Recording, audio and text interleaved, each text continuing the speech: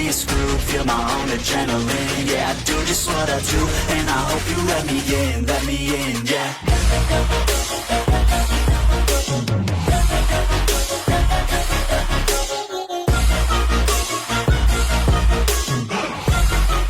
Hello and welcome back, fellow anime lovers, to Cypherfics.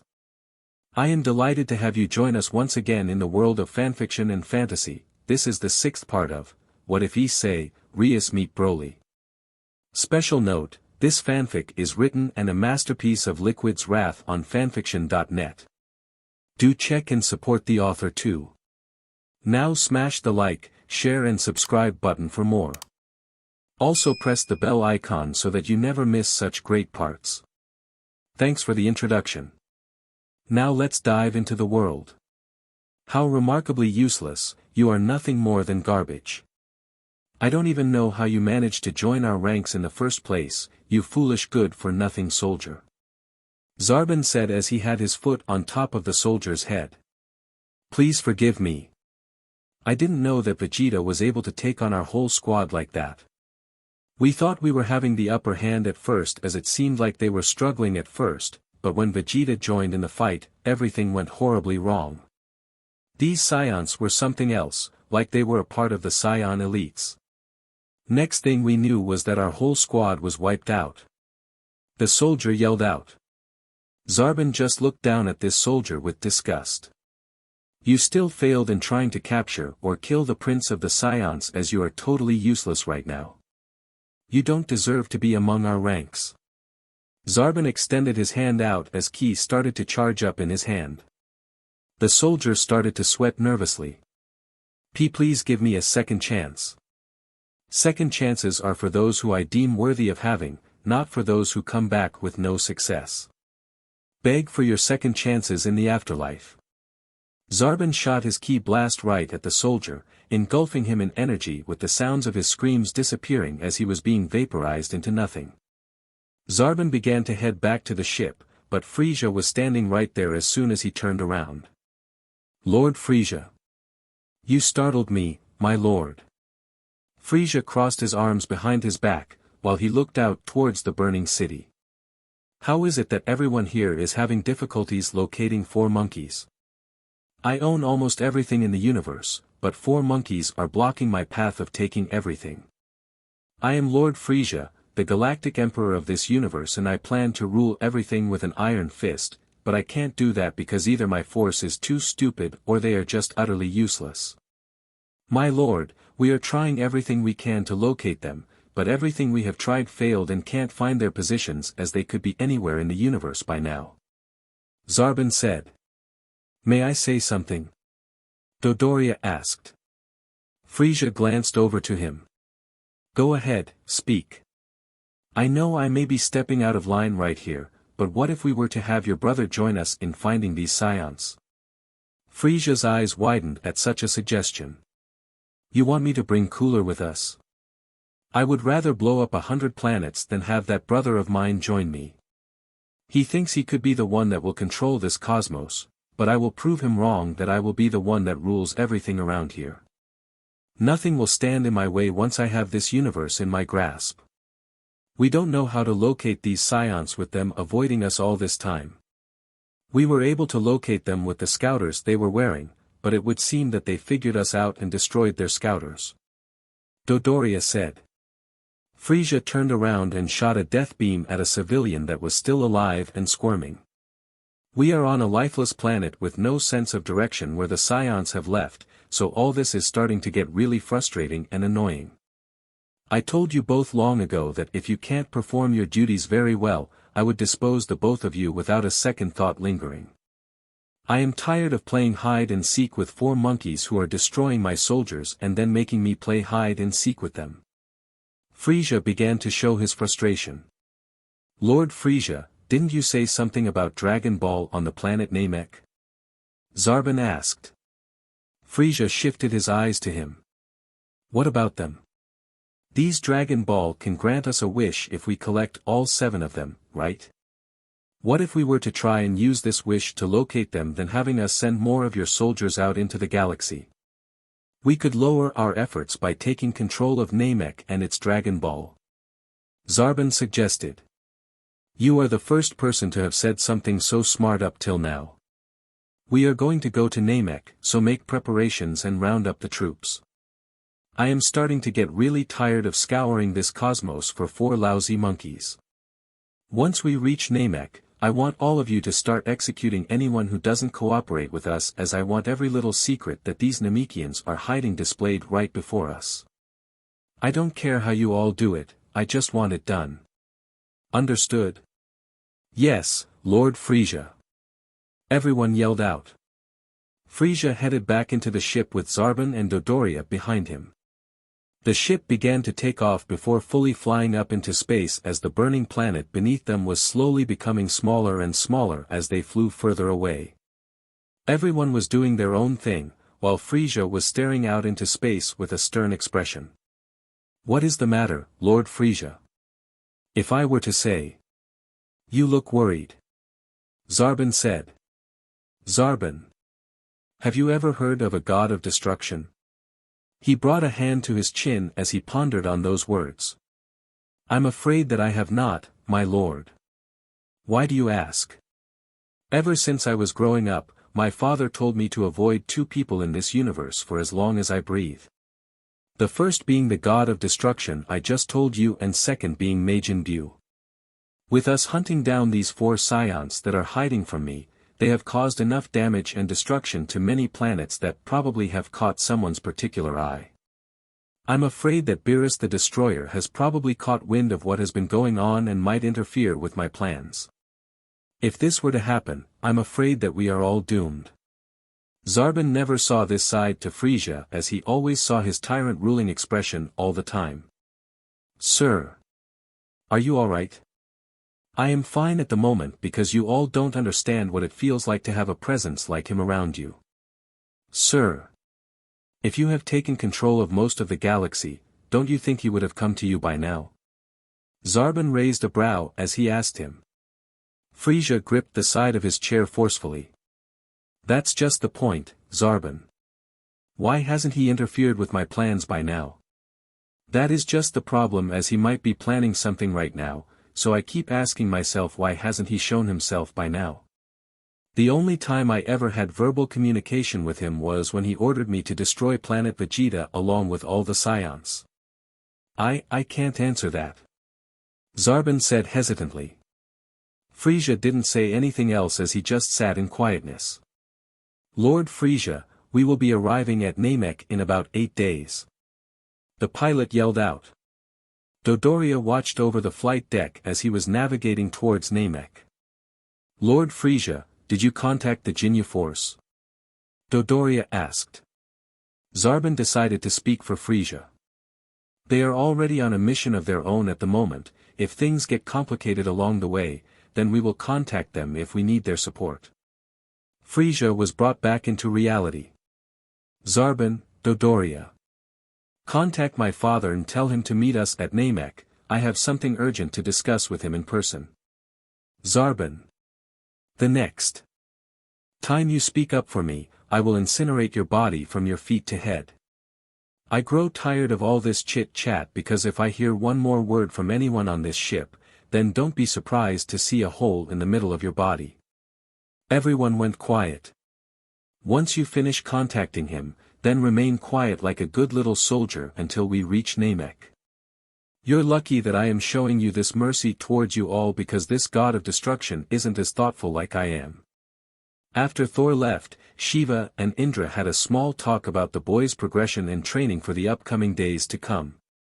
With everything that has happened between Indra and BROLY, Indra still held contempt for the boy, as he has yet to prove anything to him. Shiva tried to explain to Indra that the boy did not have any serious combat experience, as he was held restricted in Azazel's home, and no one had the fighting capacities to truly train the boy properly and make him learn his fighting prowess flaws. Shiva knew that if BROLY were to try and actually put up a fight, he would lose tremendously to the boy. He can only go so far by teaching him the mechanics of the mind and how to control anger and rage without losing control. Shiva needed him to understand the importance of control than any other lesson he can teach him, as he has displayed to him how easily he gets angry just by mentioning he will kill someone dear to him.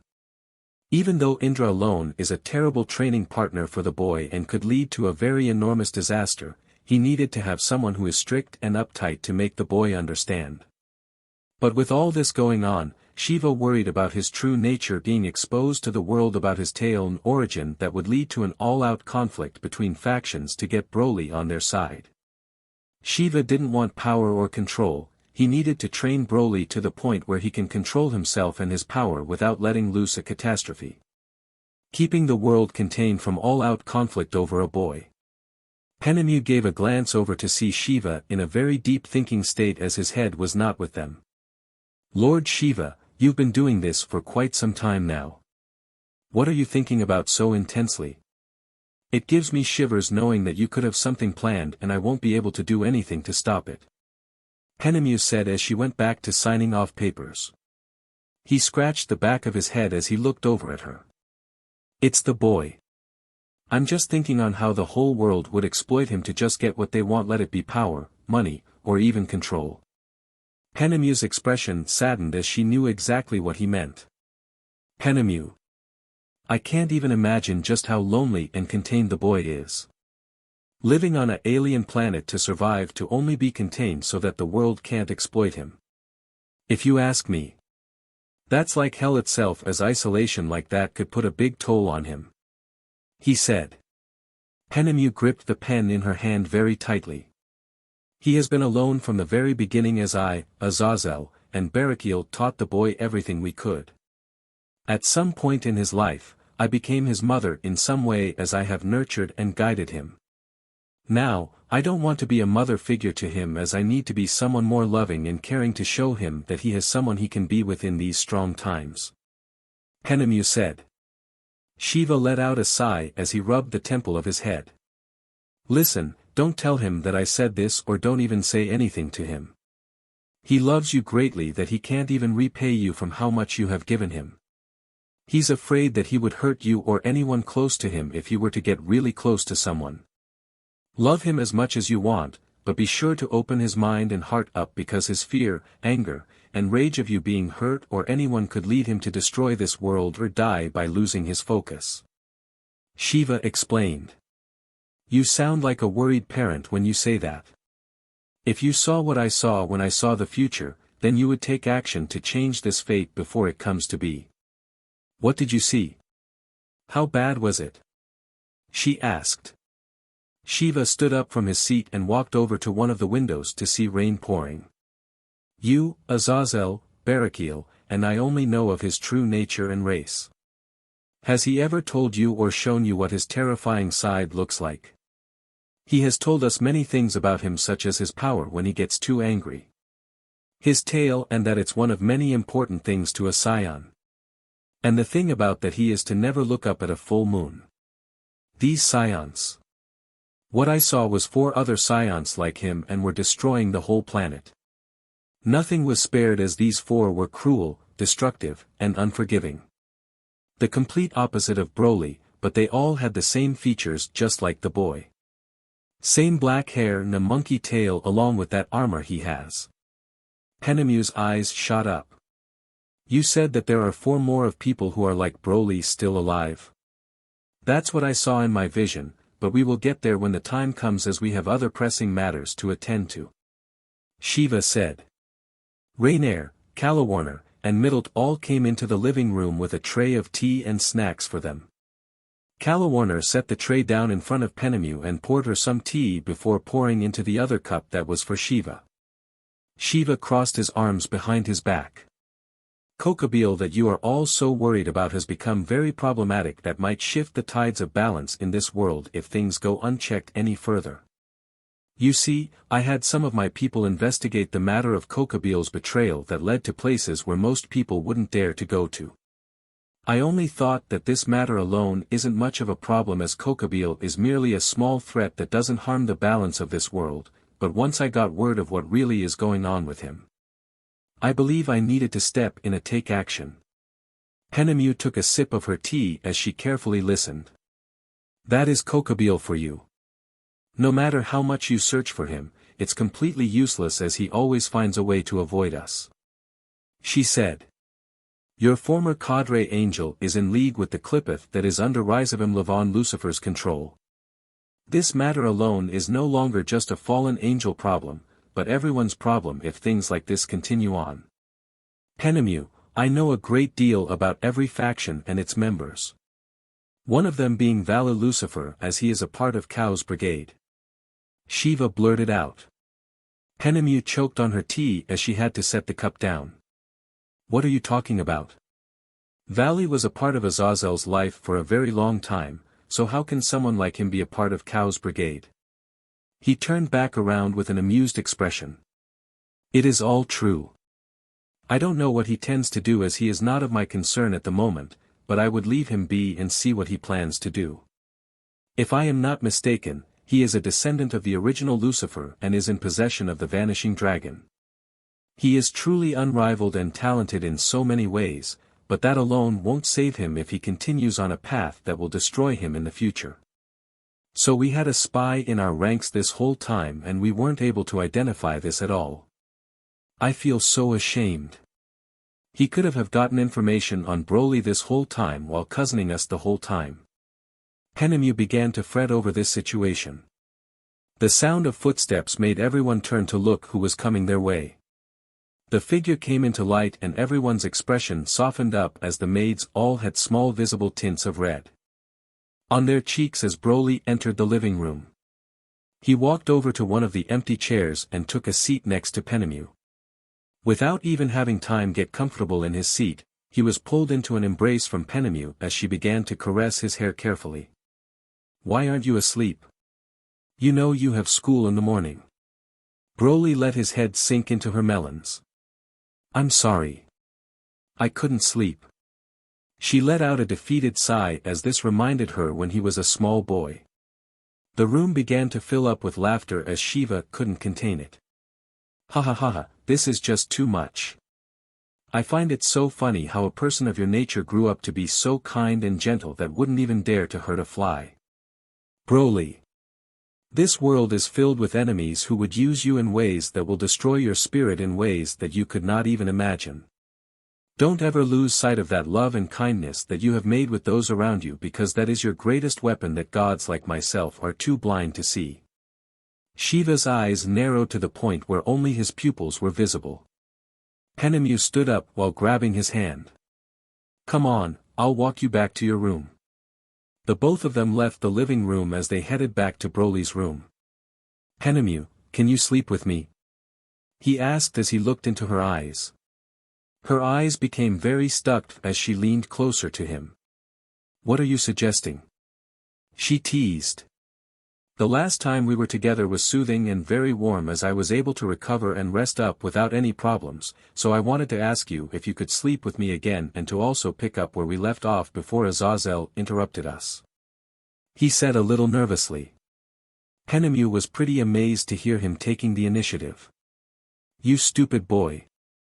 I thought you were never going to wake up after what happened with Riser. I stayed by your side until you woke up and you made me worry so much that I broke out into tears. But after all this time, you have asked me something that I wasn't even expecting from you. Penemu said as she began to tear up. BROLY looked away from her and his expression saddened from those bad memories. I'm sorry, I shouldn't have asked you something so indecent and impolite. He said. She grabbed his head and made him look back at her. Why are you apologizing? I'm not mad at you, I am just worried. I'm crying because I'm happy that you finally asked me to be by your side as it took you so long to finally make a move towards me. You don't know how long I waited for you as every ticking second made my heart ache. I would do anything for you, BROLY. That is why I'm crying because I'm so happy and, yes, I would love to pick up where we left off. She said as she quickly picked up the pace and made it back to his room. They entered his room and quickly landed on the bed. She got on top of him as she caressed his scar on his cheek slowly. Are you sure you want to continue? You're going to be late for school if we do this even though I really want to do this. She said. He pulled her much closer to him as he hugged her very tightly. You, Azazel, and Barakiel were the three people who gave me everything even though I'm not from this planet.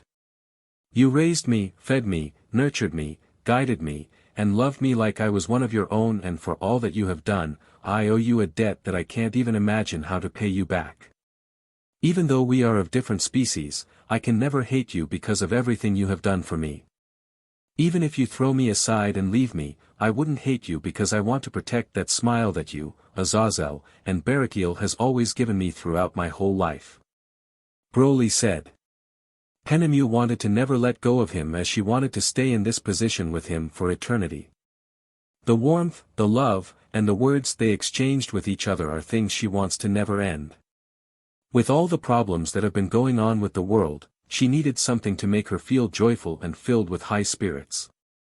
The moment she met BROLY, her whole life began to change and fill up with joy and love as she was raising a boy that was not of this world that made her see things much more differently. What he said was very true to her.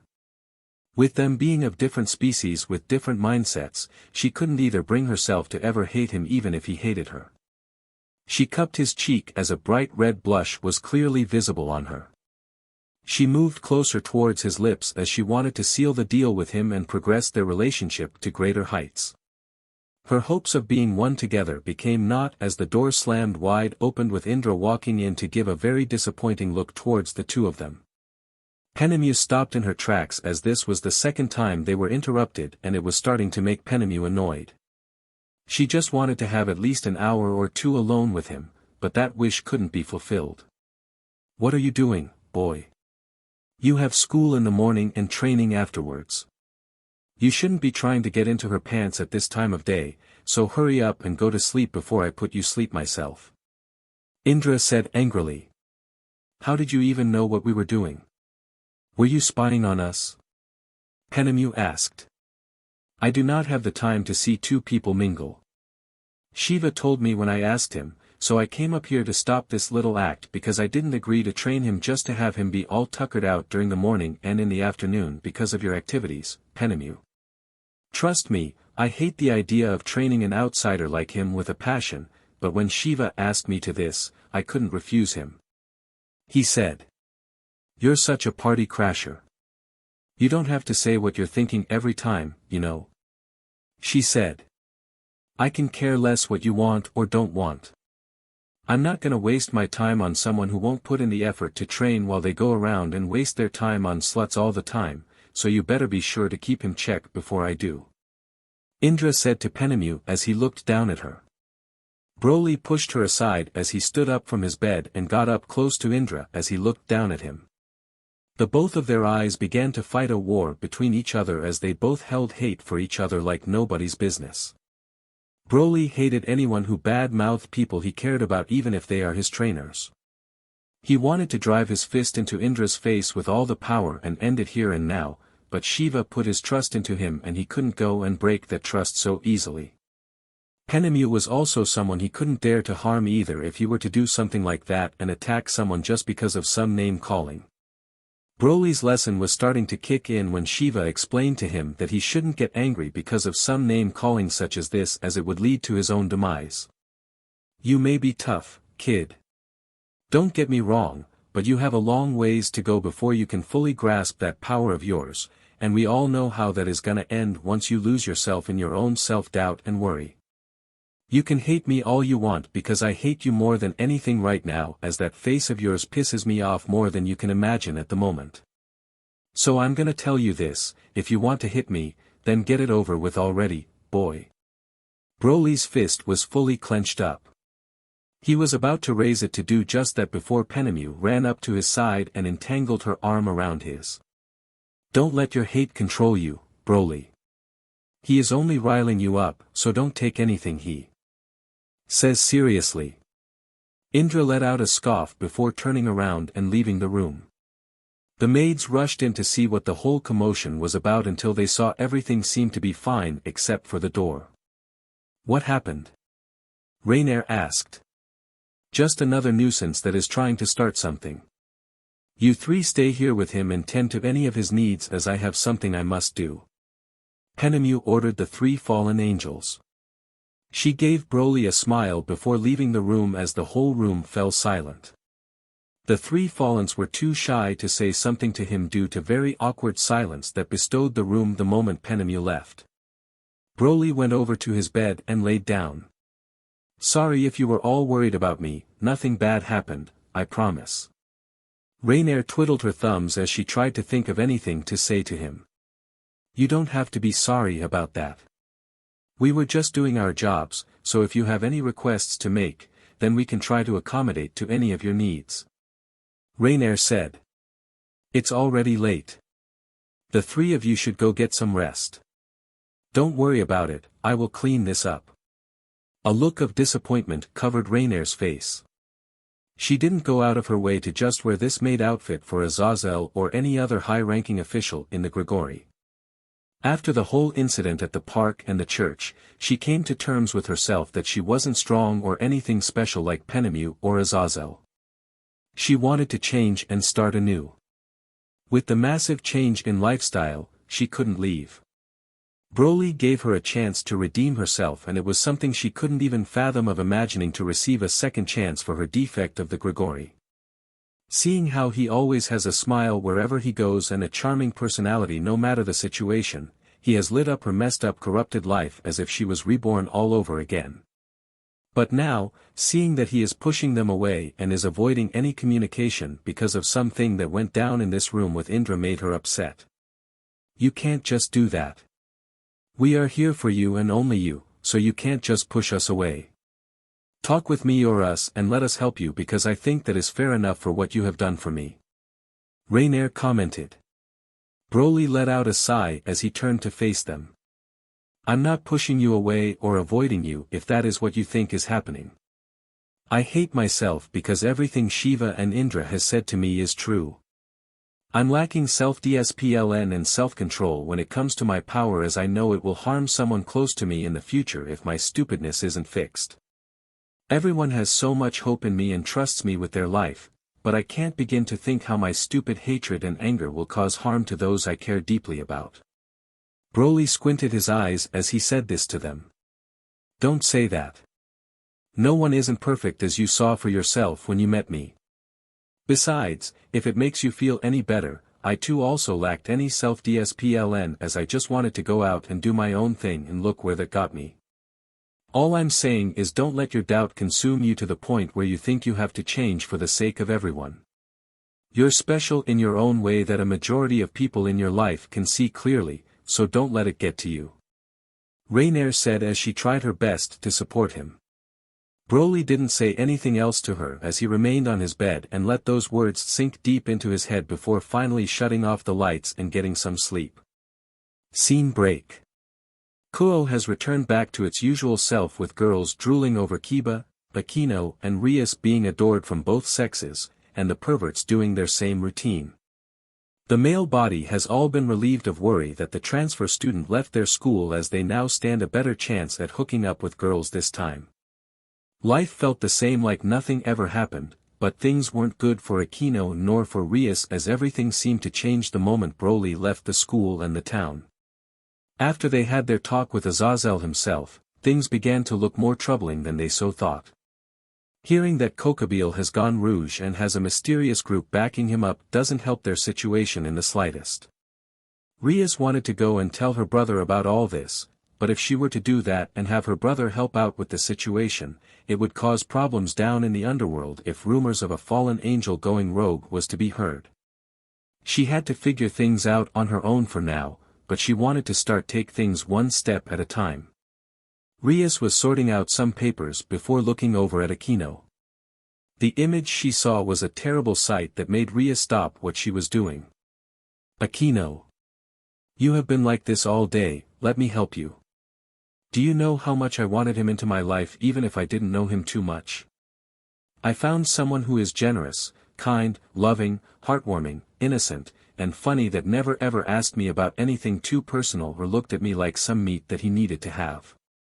His eyes gave me comfort from how innocent and caring they looked, as I could always look at them without any worries in the whole world. Poof, just like that, all my worries were gone. I wanted something to keep me safe from the ugly of this world, but now. It's like my wish wants to ruin me instead and keep me drowned in sorrow and hate. Akino said as she looked at her reflection in the window. You understand that you can't be with him. He works for the fallen angels and they are our enemy because no matter how much you have feelings for that boy, he is our enemy. He was probably sent to our school to spy on us, so they moved him because of us. Rias, you know as well I do that he wasn't here to do anything of the sort. He treated us fairly and helped you with your marital problem against Riser. How you think of him will be your problem alone. You even heard it from the leader of the fallen angels that he never did anything for them as they wanted to have a normal life. Why are you defending him? Let alone siding with the fallen angels and a few words he said. It was probably all an act just to get close to us. I can't trust someone who works for an enemy of ours. I just don't want to see you like this because it hurts me that I can't do anything to help you. Akino walked away from the window as she was heading towards the door. I'm going to go talk with Azazel again to see if he knows exactly where BROLY is. You can't go. Don't stop me, Rias. Rias ran over to her and grabbed her arm. You can't go. I mean it. Are you that jealous that you won't let me have someone for myself? Or is it that you don't want me to love someone because you have feelings for him? I don't have feelings for the boy. Rias quickly countered. Good, then you won't have a problem if I leave. Akino removed Rias's hand from her and tried to leave again before Rias grabbed her arm again. Akino stopped in her tracks as a small smile quickly formed. What are you doing, Rias? I thought you said you don't have feelings for the boy. If you want me to get better, then you will let me go. You know I can't do that, Akino. You will be walking into enemy territory if I let you go. Akino let out a laugh as she turned around to face her. Are you being serious? This isn't about me entering enemy territory or whatever it is you think it is. You're jealous that you can't get what you want, so you are making me stay here so you make sure no one can get what they want. When did you start have feelings for him? When he arrived to this school? When he showed his skills? Or was it when he saved you from that awful marriage? This has nothing to do with him, Akino. Rias yelled out. You are such a liar because I know for a fact that you care about him. Even if it's not by a lot, you still care about him to the point that you can't stand the sight of me being together with him. Are you afraid that you will lose me to him, or that he will corrupt me to the point of hating you? Rias was beginning to have enough of all this. What's gotten into you lately? It's like you became another person entirely after he left. I can't even recognize you anymore from how much you like that boy. You wouldn't understand even if I tried to explain it to you from start to finish. Then why don't you start explaining because I got all the time in the world. Akino glared at Rias as she grabbed her shirt and pulled her closer to her. You know what, Rias? I'll explain to you from start to finish with every little detail there is after you win. What are you talking about? Win what?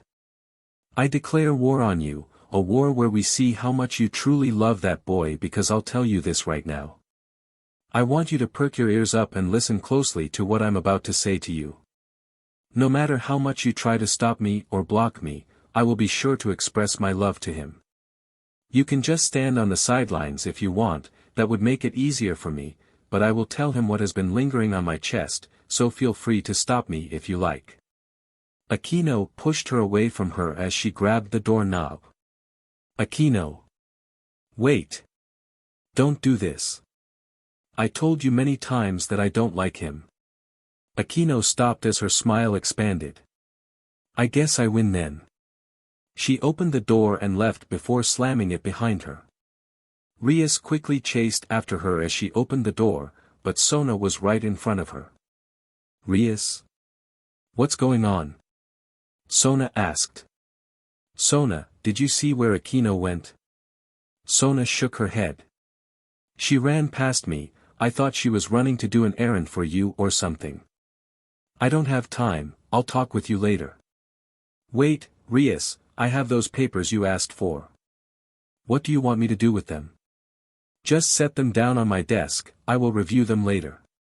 Rias left the club room and ran like the wind to go find Akino before she does something she will regret in the future. Rias never ran like this before in her life as it felt like a life or death situation, but she didn't understand why she was trying to stop Akino from having a normal and romantic life. It struck her odd on how much she was trying to keep her away from him due to the fact that maybe Akino was right about it all and did have feelings for that boy this whole time, and she wouldn't admit it for the life of her. Her heart tightened and burned as if acid was hitting her heart when she saw how close and lovey-dovey she was with him. This whole situation turned to dust quickly just from him as it was ruining both Akino's and Rias's life by having him be in between them.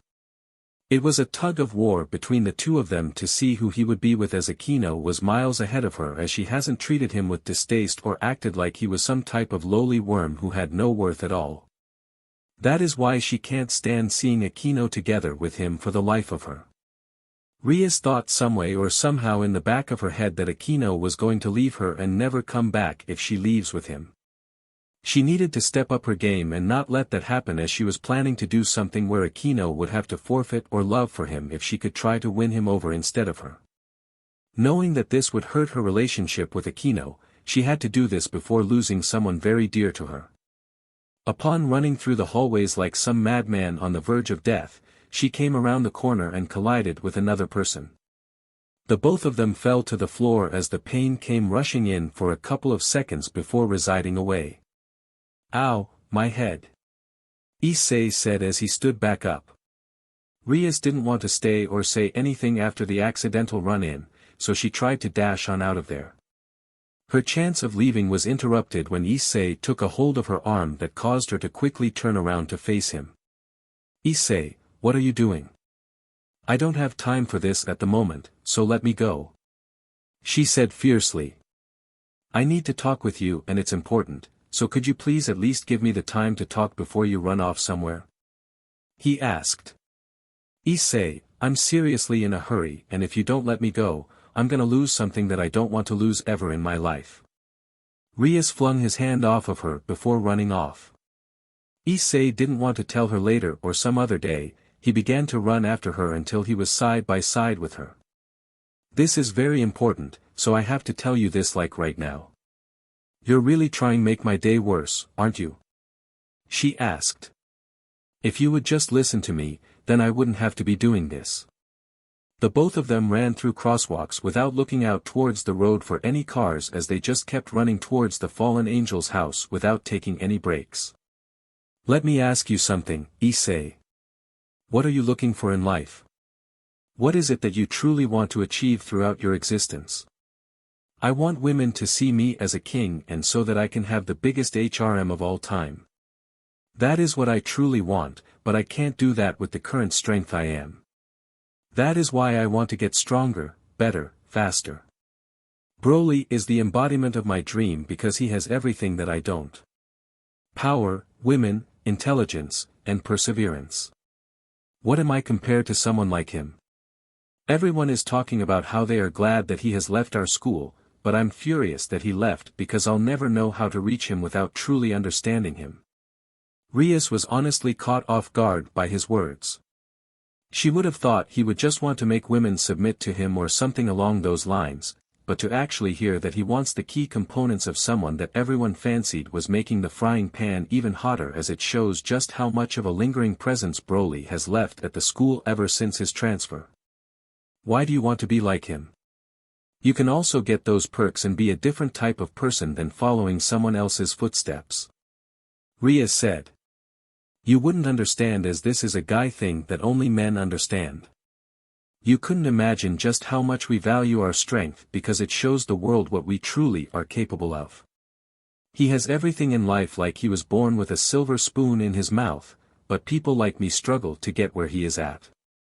That is why I want to get better and stronger, where I can truly stand toe to toe with him. After running across Kuo, they finally reached the place where Rias needed to go. She opened the gates to step onto the property as she and Issei walked in to see Azazel outside watering plants with multiple guards around him. Azazel. Where is she? Rias yelled as she marched over towards him. He glanced over to see Rias along with the Red Dragon Emperor. "Who are you talking about?" he asked. "You know exactly who I am talking about. Akino came here to ask you something, so tell me where she is before I have to do something we all wouldn't like." Azazel let out a very big defeated sigh as he put down the water can on the table. "She's inside the house. I didn't do anything to her if you are going to ask, and I knew exactly why she was here in the first place. You didn't tell her where he is?" I was able to see just how much she cared for the boy, as it reminded me when that boy was the only thing I cared about back in the day. I didn't tell her where he is because he is going through something rough in his life that he needs to go through before he can come back here. Think of it like PBRTY, but this is something beyond my control as I have did everything I could for him. Azazel headed inside with the two students in tow. "If you were able to see how much she cares for him, then why didn't you tell him? Even if he is going through something tough in his life, you can still at least have her be with him to help," Rias said, as she couldn't believe she would say this even though she didn't want to lose her. "There is no possible chance I could let her go. Broly isn't just training to control his powers, he is also learning more about himself and those around him. You couldn't even begin to fathom your own comprehension on how much that boy has struggled when he lived with us. Seeing how much he struggled to just control something that has always torn him in half has put a toll on my heart, because that boy is like a son to me, or even is my son in a way." Azazel entered his office where Akino was sitting silently with a distant look in her eyes. "Azazel, who really is Broly? You high-ranking officials are always around him. Is he some important figure in the fallen angel ranks?" Rias asked. Azazel paused as he looked at her before laughing at her. "Ha ha ha, no, no, no. He isn't a fallen angel, nor is he some general. When he was only 5 years old, we found him on the streets and brought him into our fold, and ever since then, we have raised him throughout his whole life. I know that you and Akino have seen it with your own 2 eyes. What truly was hiding behind his normal and gentle self," Azazel said with a very serious tone. Rias remembered after the fight with Riser, she saw how different he was from his normal self. It was like looking at beast that was locked in a cage and it was finally free from its captor. "Yeah. I remember what I saw that day. That is what he wants to control, because what do you think will happen when he loses himself and starts going around killing innocent people? Or even if the other factions get a hold of him. That is why we are keeping him locked away from our world and trying to make him live a normal life like every other human. We aren't using him to fight against our enemies because we never once thought of him like that, so be sure the next time you go around outing Broly's name, you better zip it and keep this between us before I have to do something that you wouldn't like, Rias," Azazel said. Scene break. The next day, Broly left for the school that Shiva got him into, as the school was foreign to him. Luckily, the school wasn't too far away from his current residence, so he made it to the campus with no sweat or rush. Upon entering the school grounds, eyes began shooting his way just like how it was back at Kuo. Everyone kept a good 4 to 6 feet from him due to the fact that this was a stranger entering their school, and the way he looked gave off weird vibes to everyone. Broly didn't heed any attention to their gossip or their suspicious eyes. He felt a little uncomfortable, but he made it into the building. Before he left for school, Shiva explained to him that everything was squared away for him and he just needed to head to class. He did just that as he followed the paper in his hand to head over to his classroom. Without too much trouble locating his class, he managed to find it and entered the classroom, where he was welcomed by the class instructor. "Oh, come in, come in, come in. Don't be shy, ladies and gentlemen, we have a new student attending our class. Make him feel welcomed as he just transferred here from Japan." Everyone quickly gave off a surprised look to hear that a Japanese exchange student is going to attend this class, and to make things even better, he was a tall person that made many guys eye him down for a potential possible recruitment. "Why don't you introduce yourself to the class and we can begin?" Broly raised his hand up to wave at them. "Hello, my name is Broly. I don't have anything unique about me, but I do hope we can get along well," he said as he lowered his hand. The instructor pointed at an empty chair in the back and he walked over to his assigned desk. The class begun and it went by just like that without any problems as the school day was coming to an end and everyone was heading back to their homes or their clubs. BROLY was swarmed without getting the chance to pack up his things. "How did you get that scar? Do you have a girlfriend? Wanna join our club? Join our wrestling club? Have you ever boxed? How many bloody fights have you gotten into? How in the world did you get so tall?" Many questions upon many questions kept flooding him as he couldn't get the chance to speak. "Why don't you leave the kid alone since he just arrived here and having everyone swarm him at once with thousands of questions will only make him more nervous," a student said as he had his feet on top of the desk while reading a small Bible in his hand. "Why are you trying to stop us? Are you also trying to take him for yourself or something to join your little cult? He gets to decide it on who gets to be friends with him and what clubs he wants to join, not you, Dulio," a student said. Dulio only laughed at how funny humans can be over a singular transfer person. "I'm just saying that give him some breathing room, he doesn't know what to answer first from how much questions you swarmed him with." The students all left him and gave him some time to think before giving them their answer. BROLY looked over at the guy who saved him from all of them and thanked him. "Thanks for that, this happened to me back at my previous school as well. I should repay you for helping me out because one's kindness must always be repaid back in full," BROLY said as he began to dig inside of his bag. Dulio raised his hand up. "Don't worry about it, it wasn't anything big. Whatever you're pulling out of your bag, just keep it. I already have enough things on my plate as it is. I can't do that, this is a debt I have to pay because you took your time to save me and that it is a debt I have to pay back." BROLY pulled out a handful of money and walked over to Dulio to hand it over to him. Dulio looked over at him and saw the pile of cash in his hands.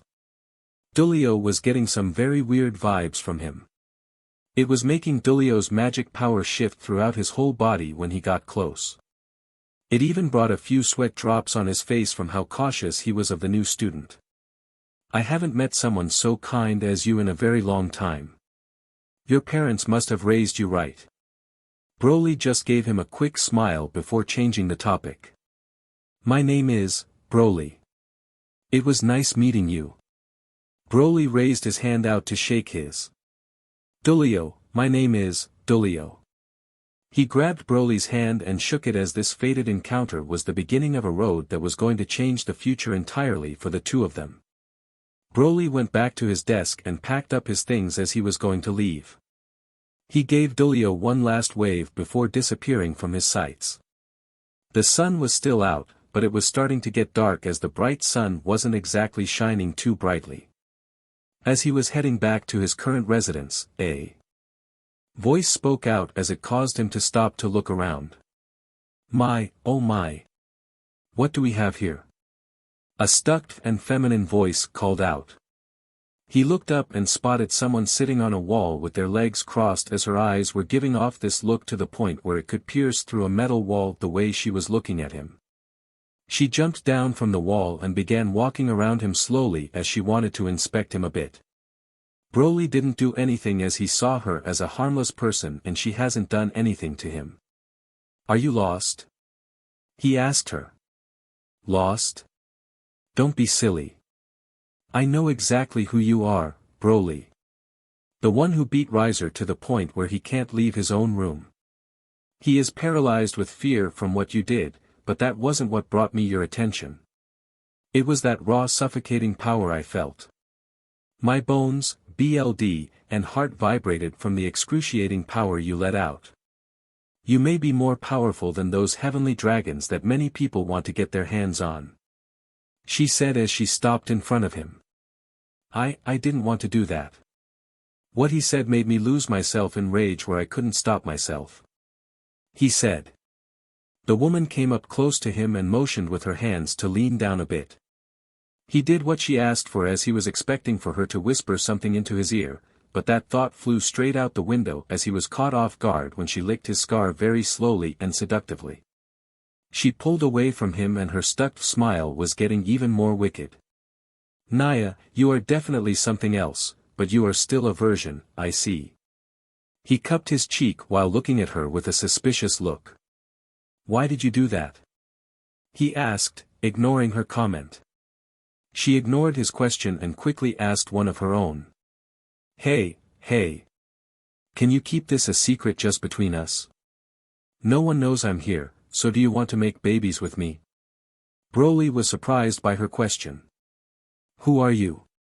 You shouldn't go around asking strangers to have babies with you because you never know if that said stranger could kill you or entrap you." She crossed her arms. "What a bummer," she said. "Are you that lonely?" "Huh?" she responded. "You're asking me to have babies with you, so I was asking you if you were that lonely." She gave him a weird look. "Well, the person I asked first to have children with refused me, so I was bored and wanted to do something. I was just minding my own thing until I spotted you. That aura you were giving off was the same one I felt back then when you fought against Riser.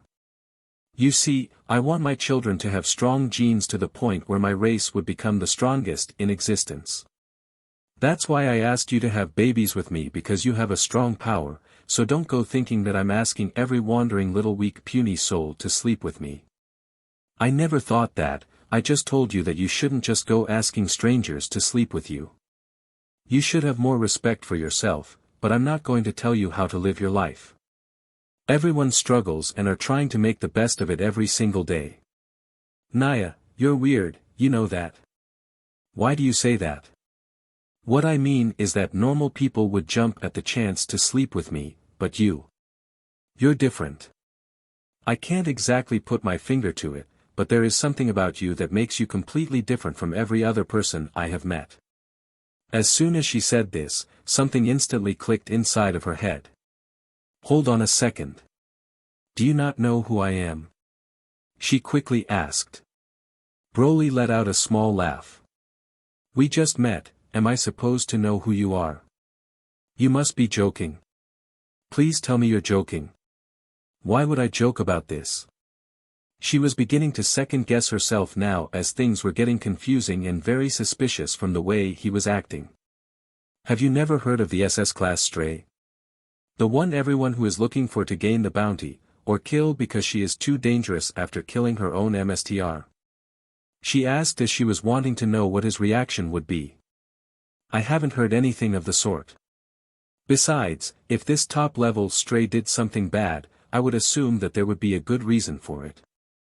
Not everyone starts off bad, so if this stray is pretty notorious, then there must be a reason as to why. I'm not going to make judgments on those who I haven't met," Broly said as he spoke the honest truth. Her eyes quickly spiked up from his words before narrowing her eyes to its usual position. "You really are weird. I don't know if you're telling the truth or not, but I'm not gonna dwell on it too much, so I'm gonna leave you be." She vanished from his sights. He scratched the back of his head before heading back to his residence. Without stepping 5 feet inside of the house, he was pulled into a hug from Penemu from how much she missed him. "Do you know how bored I was just waiting for you to return back home? I had to listen to Shiva's and Indra's meetings for the whole day that made me doze off," she said. Broly smiled at her. "I'm here now. School was just taking longer than I expected as it was completely new to me. Don't worry about it, Shiva told me to tell you to head over to the basement." Broly set his bag down by the couch and got dressed into his combat gear before heading straight towards the basement to meet Shiva and Indra both standing at the far end of the room. "Look who finally decided to join us. Are you going to take this seriously, or do I need to actually teach you a lesson before we truly begin?" Indra asked him as his fist was engulfed in sparks of lightning while certain parts of his face was covered in veins from remembering what happened the last time they fought. "Alright, Broly." Shiva snapped his fingers and the place turned into an arena once more. "We're gonna begin your training once again, but I want you to remember my words the last time you fought with Indra here. Forget that, Shiva. The boy here is too worried about getting some action with the fallen beach than focusing on his training. Come, boy. Show me just how little you progressed with your training.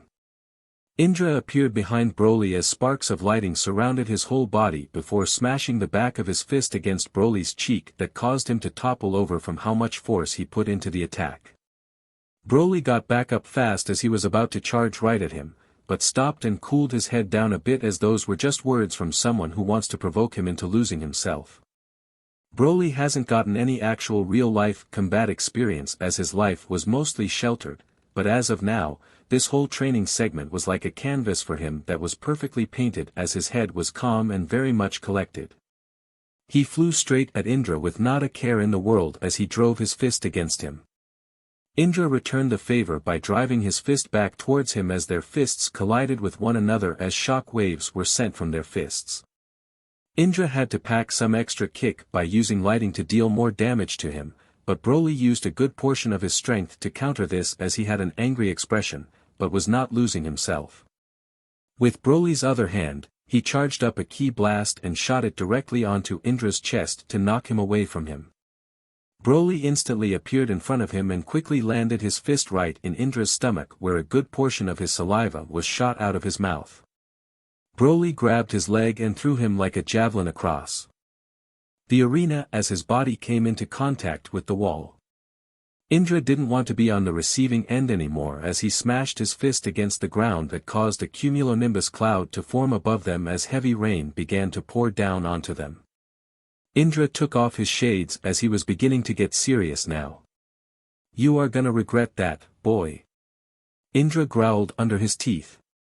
Within milliseconds as if time itself stopped for a mere second. Indra appeared above Broly as his whole leg was covered in flashing bright blue lightning as he was packing a small nuclear blast into this attack of his. He slammed his foot right down on Broly that caused him to drop on his knees from how much force he was put into this attack. Are you trying to fight against a god, boy? Shiva looks at you like he is scared of you or something, but I only see a coward who is always trying to run to that fallen side as if she is your mommy. Let me show you just how high the big leagues are, boy. Indra interlocked his fingers together and delivered some extra potent power, making Broly drop to only a single knee. Indra's whole body was covered in lighting. He began zapping around from place to place in seconds before driving his foot in the back of his head. Broly fell to the floor as pain was surging through his whole head. Indra flew up into the air as more rain began to fall as the thunder was booming much louder the more he ascended. Indra raised his right arm in the sky as a gigantic lightning bolt formed in his hand. Heaven and earth will strike you down where you stand, boy. Indra threw the attack straight down as massive explosion appeared. Shiva had to raise a hand up to block the explosion and the shock wave that came with it. Wind was blowing to the point where walking would be impossible as cold droplets of water hit the ground with lightning striking the ground along with thunder booming. The smoke cleared up to see Broly on the ground with some damage on his armor with some burn marks on his face and arms. Broly got off the ground very slowly. Images of Penemu, Azazel, and Barakiel flashed into his eyes as they became yellow. The need to protect them was this absolute longing he needed to do. Green aura began to surround his whole body as Shiva was becoming more intrigued by these series of events. It was beginning to feel exactly like that moment when he fought against Riser. Broly was keeping himself calm as best as possible. His hair was rising up slowly before it was spiked up and remained in that position as his muscles grew in mass alongside his body. His height was rising as he became much taller while his aura spiked tremendously. His chest grew wider and larger as he fully transformed into his wrath form that was tapping into his great ape power. Shiva was never surprised or shocked by anything, but seeing and feeling the power he felt before made him sweat profoundly like an endless fountain. The shock collar caught guard of Broly's tremendous power-up and went off as it began to shock him, but Broly took Shiva's words deep into his heart and mind that kept himself sane as he wasn't losing himself into rage. He looked up at Indra and gave off a growling look towards him as Indra dove back down and drove his fist right into Broly's face that had zero to no effect. Broly simply stood there, not fazed nor damaged by his attack whatsoever, as this caused Indra to be caught off guard by what he just witnessed. Indra zapped around delivering attacks left and right, but it was all the same with no effect, as his attacks were like flies landing onto him. How is this possible? What the hell are you? Broly grabbed Indra's leg once more and began slamming him against the ground all over the place multiple times. He decided to let go of him and grabbed his face instead before flying up into the sky and diving back down, driving his whole body into the ground. He raised his enormous foot of the ground and stomped down onto him that made Indra's eyes nearly pop out of their sockets. A powerful surge of aura was unleashed that covered the whole arena in a green look, as this power caused Shiva to drop to his hands and knees. Incredible. He's controlling that side of him with all his might, Shiva said. Broly opened his mouth as a green ball charged up until he was about to send this whole place into oblivion. Broly, wait. You won. You won. He looked over at Shiva as he slowly powered down his attack while the collar around his neck began to increase its shocking capabilities.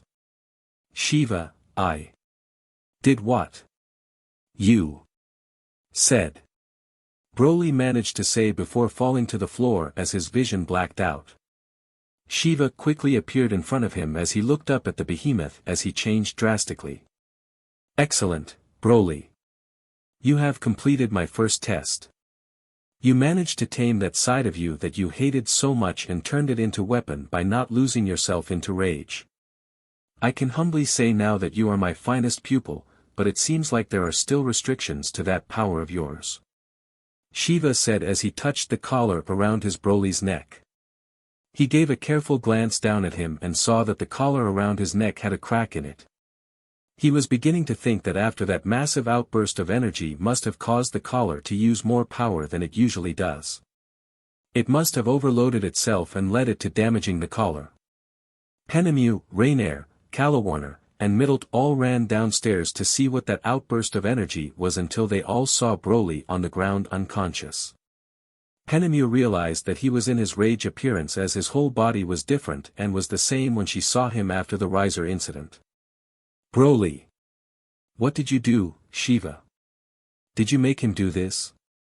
I didn't do a single thing to the boy. He transformed all by himself and kept control of it. Penemu was awestruck to hear those words. He was able to control this side of him. Indeed, his eyes showed me it all. He was in control the whole time, as he didn't lose himself to rage. He isn't dead, he only passed out from the shock that collar around him gave him. I thought I seen it all, but that appearance and those eyes of his were the eyes of an apex predator. That tremendous power is beyond my comprehension, Penemu. I'm afraid to say this, but this boy has already taken my title away from me just by this little outburst of power. If he is able to fully understand his power and truly tame it without any restrictions or roadblocks, I'm afraid that not even Great Red, Ophis, or Trihexa would be able to harm him. Rainier, Calawarner, and Middlet didn't know what to say to that. Hearing that he could surpass those three was beyond anyone's comprehension. Shiva snapped his fingers and the arena returned back to looking like the basement. Shiva luckily warded off the whole place from any outsiders from feeling that raw power. I'm only confused as to why he hasn't reverted back into his normal base form. He is retaining his transformed state even while unconscious. I'm gonna go treat Indra's wounds while you do whatever you need to do with him. When he wakes up, he won't be that blind monster you saw before, but the boy you love and remember. Only different, Shiva said before leaving with Indra. Penemu walked over to him to see how different he looked. It was as if he matured greatly and was no longer that innocent boy she always saw. What am I gonna do with you? Always causing trouble when I'm not around. What would you do without me? She kissed the top of his forehead. Lady Penemu. What would you like us to do? Rainier asked as she was nervous. She smiled as she knew what she had to do. Undress yourselves. So alright folks, that's all for today. Stay tuned for part 7. Do subscribe, like and share for more such videos. Also check out the story and author Liquid's Wrath on FANFICTIONnet. Press the bell icon to be notified first on release. See you in the next video. Till then, goodbye.